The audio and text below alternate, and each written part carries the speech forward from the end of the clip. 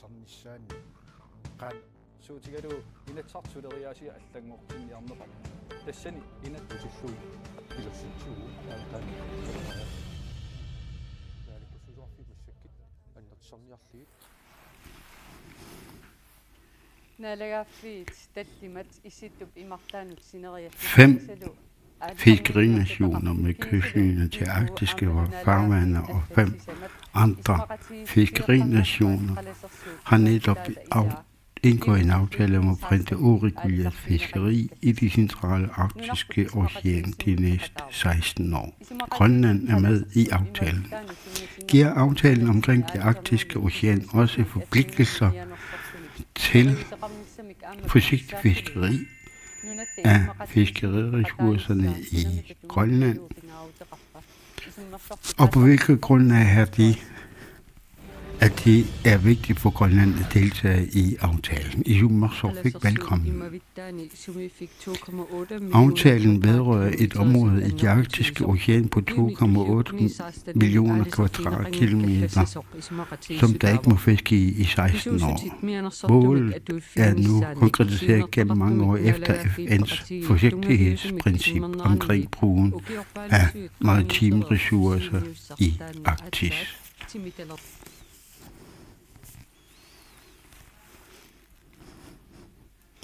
Mine gæster er naalakkersuisoq for fiskeri Carl Christian Kruse og Alfred Jacobsen Ocean North Greenland, som deltog i de netop afsluttede forhandlinger på vegne af Inuit Arktiske Råd. Men du har også fulgt med i forhandlingerne gennem mange år. Det bliver sagt, at aftalen med bestemmelser om forsigtighedsprincipperne er historisk. Alfred Jacobsen, hvorfor bliver det indgået en aftale om et område, hvor der ikke foregår fiskeri? Det er korrekt, at der er indgået sådan en aftale.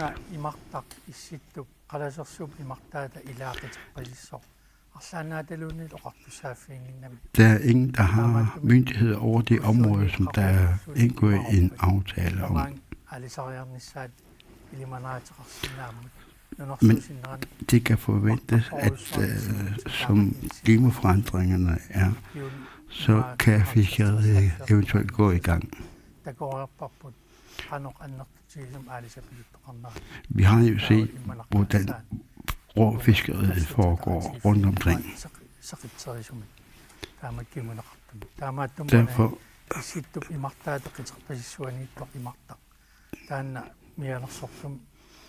har vi heldigvis indgået et forsigtighedsprincip omkring det centrale.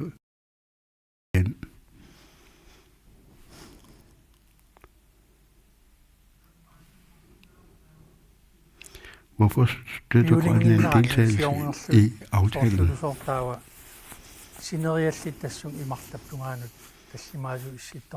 Der er jo 5 fiskerinationer, som er med i aftalen. Og så blev vi enige om, at både EU og 4 andre fiskerinationer skulle deltage i forhandlingerne. Og vi har nu indgået aftalen. Carl Christian Kruse er ligesom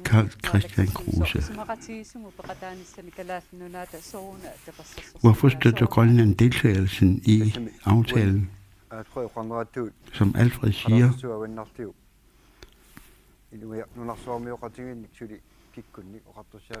der er jo ingen i verden, som har myndighed over det område, som vi har indgået en aftale om. Og vi er en del af nogle nationer, som driver fiskeri i andre farvande. Og det er jo nærliggende at deltage i en aftale om det område. Og forhandlingerne har jo været alvorlige, og det er en stor opgave.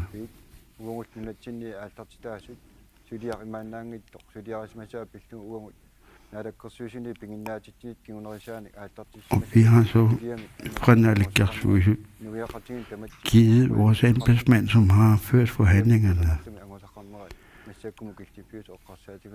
Og med hensyn til det resultat, vi nu, så vil vi passe godt på den indtil da den bliver underskrevet.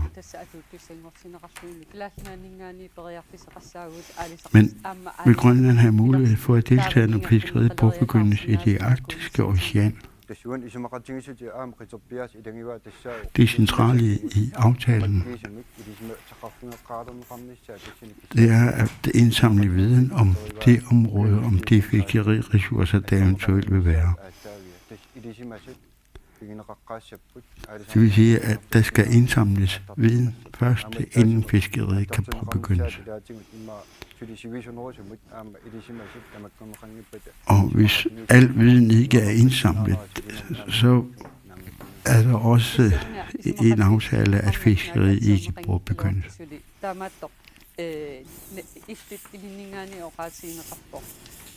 Mani nunat beqataasit ukua issittumit aamsineriallit ataatimurussamissoqutigisarigaat issittumit. I forbindelse med slutningen af forhandlingerne sagde du, at de lande, der deltog, havde en fælles interesse i at passe godt på fiskeriressourcerne i Arktis. Under et seminar i april blev emnet om færre og mindre hellefisk i det kystnære fiskeri i Diskobugten. Men vi ved, at der i de seneste 4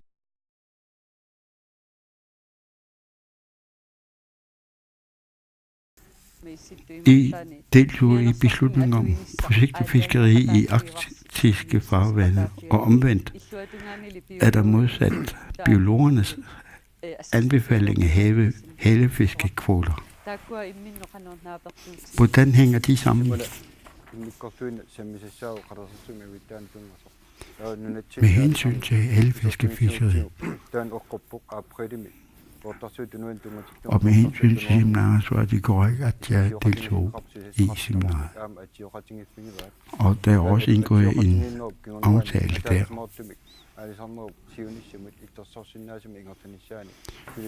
Og aftalen galt, at den fremtidige fiskeri skulle foregå forsvarligt for bestanden.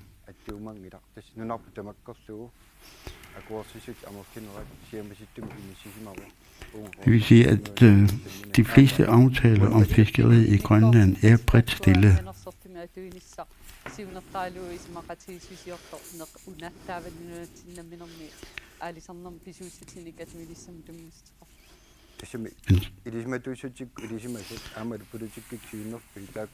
Hvis aftalen skal få indflydelse på reguleringen i Grønland, så lytter vi jo til biologernes anbefalinger. Og hvis vi ser på vores historie,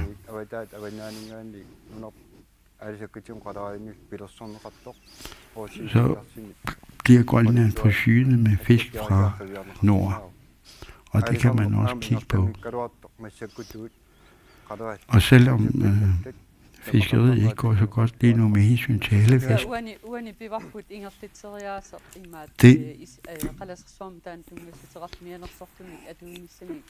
vi snakker om at indføre et forsigtighedsprincip ved eventuelt fiskeri i arktiske farvande.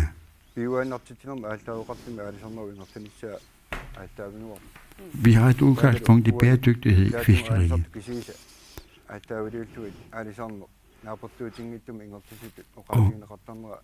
Og det med, at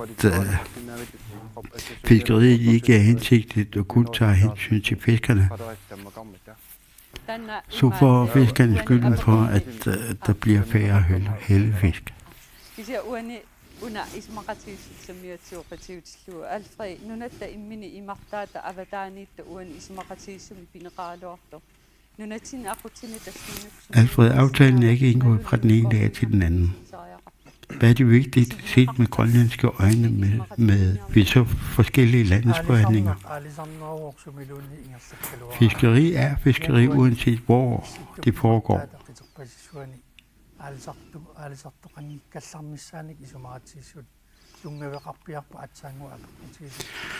og aftalen om, at der ikke skal fiskes i det centrale arktiske ocean, har baggrund i, at der under torskekrisen, så foregik der fiskeri efter torsk på baggrund af biologernes anbefalinger. Men alligevel gik fiskeriet i krise.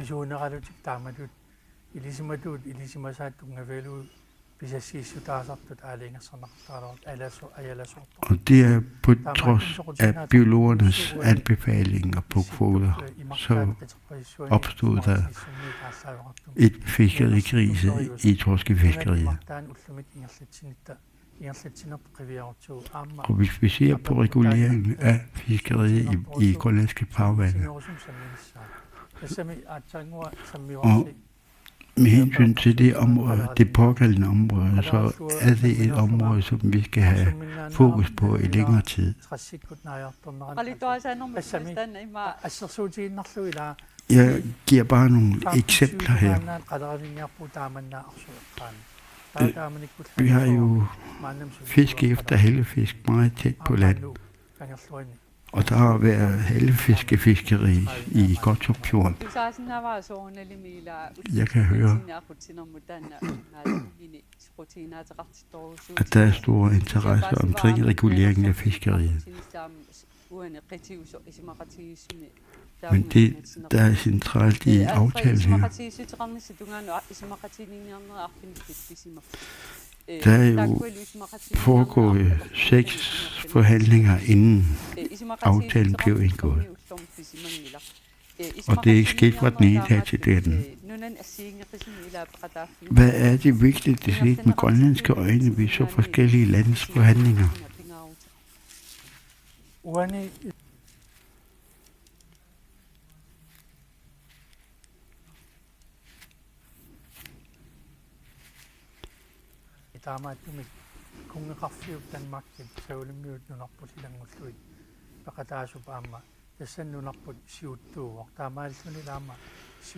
Grønland har jo en ledende stilling under forhandlingerne på vegne af kongeriget Danmark, altså Danmark, Færøerne og Grønland. Og jeg kan selv udtale, at ledelsen af forhandlingerne var meget gode.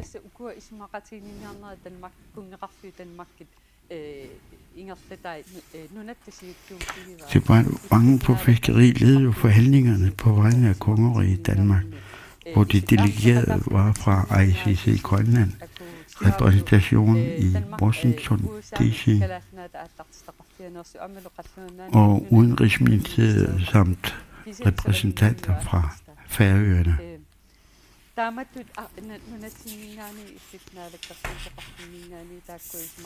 Hvad betyder det, at forhandlingerne ledes af Grønland, altså departementet på vegne af kongeriget? På Grønland og samfundet og med udgangspunkt vigtigheden på Grønland, så giver naalakkersuisut bemyndigelse til embedsmændene om, hvad det skal betyde. Og det tager så udgangspunkt i det videre arbejde af vores repræsentanter. Og de har udført deres arbejde eminent. Det er jo et historisk stort resultat, vi har opnået.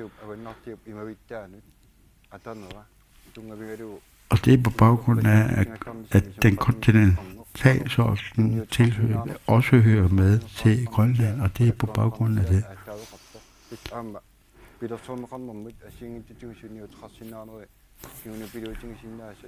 Det er så eventuelle dårlige følger, det kan få. Og det derfor har vigtighed på Grønland.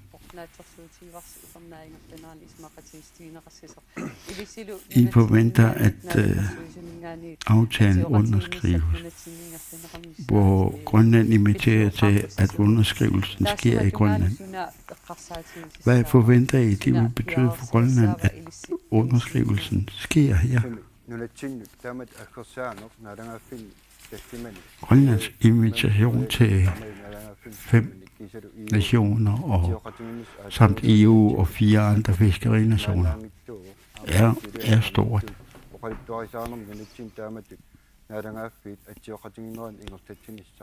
Det er jo historisk, at så mange nationer indgår en fiskeriaftale på den måde.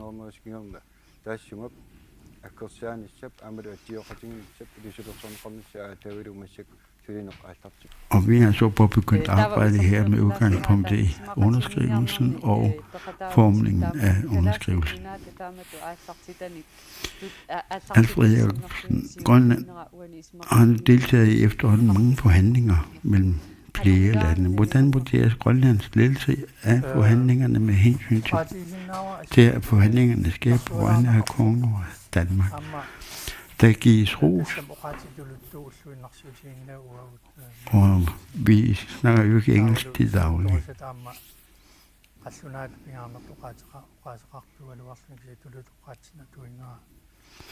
Og selvom at vi normalt bruger det danske sprog, så foregik forhandlingerne på engelsk.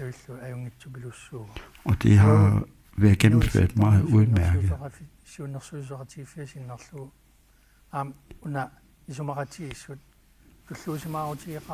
Vi er meget stolte her på vegne af Inuit Arktisk Råd. Også fordi, at vi er blevet indarbejdet i aftalen. Og derudover, så har vi indarbejdet i aftalen kravene fra de oprindelige folk, og at forskerne i de kommende år, altså hver andet år i løbet af 16 år, også forsker med udgangspunkt i de gamle inuit-bosteder. Og vi har forventninger til dem. Og der er altså indarbejdet i aftalen nogle lokaliteter, som er udpeget af de oprindelige folk. Så men der er meget ros til aftalen. Carl Christian Kruse, de bliver sagt, at aftalen med bestemmelser om forsigtighedsprincipperne er historisk. Som Alfred siger, så er de med udgangspunkt i de gamle bosteder, der er indarbejdet i aftalen. Det er jo kendt, at det ikke er en almindelig omfartsrute i de områder.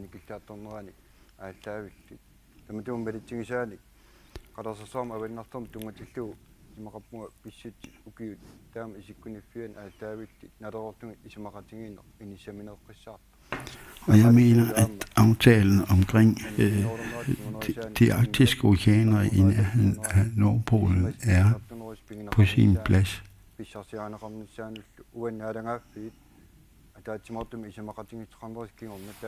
Efter den fælles aftale mellem disse nationer,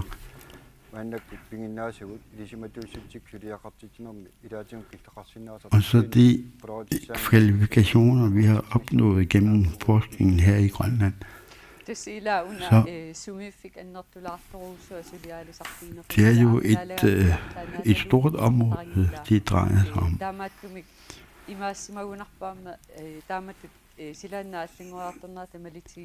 Derfor kan det på en måde, at det selvfølgelig er klimaændringerne, at man kan forvente, at det fiskeri påbegyndes på et tidspunkt. Hvem er det, der vil fiske der?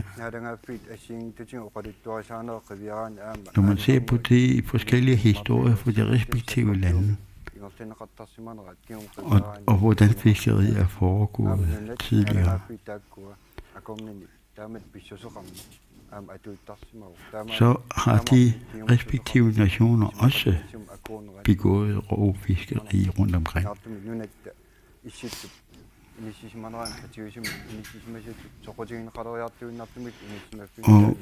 der er interessen for Grønland er jo blevet større og større i løbet af årene. Og det kan jo være alvorlige følger for, hvis ikke man indgår sådan en aftale på Grønland.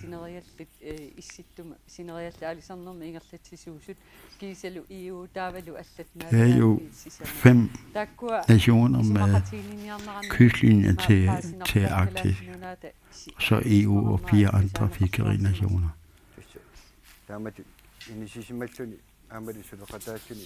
Når man har den stilling og samarbejder på den måde,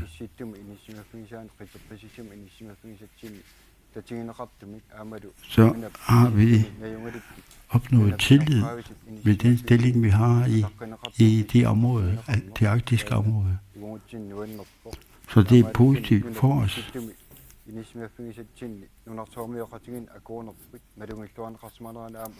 Og vi er stolte over, man kan sige, at vi har fået opmærksomhed omkring den placering, vi har i nærheden af Arktis.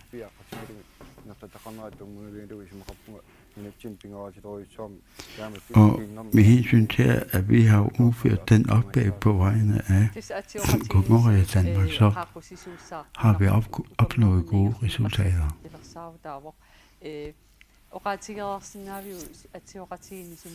Hvornår kan du sige forud, hvor underskrivelsen vil ske? Vi har påbegyndt forberedelserne til, at underskrivelserne kan foregå i Ilulissat. Og vi forventer, at underskrivelsen kan foregå i maj.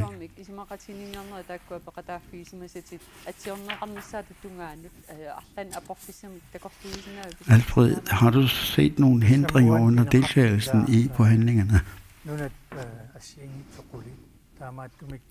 Det er jo 10 forskellige lande.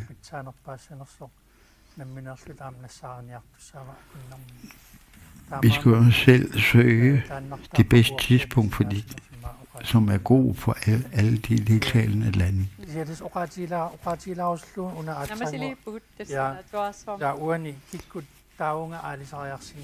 Hvem er det, der kan tage på fiskeri i de områder?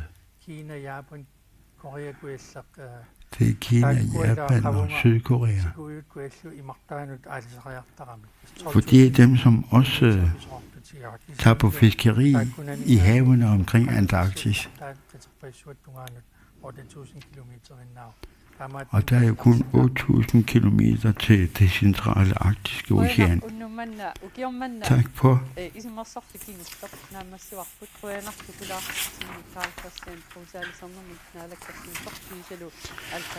Tak for, at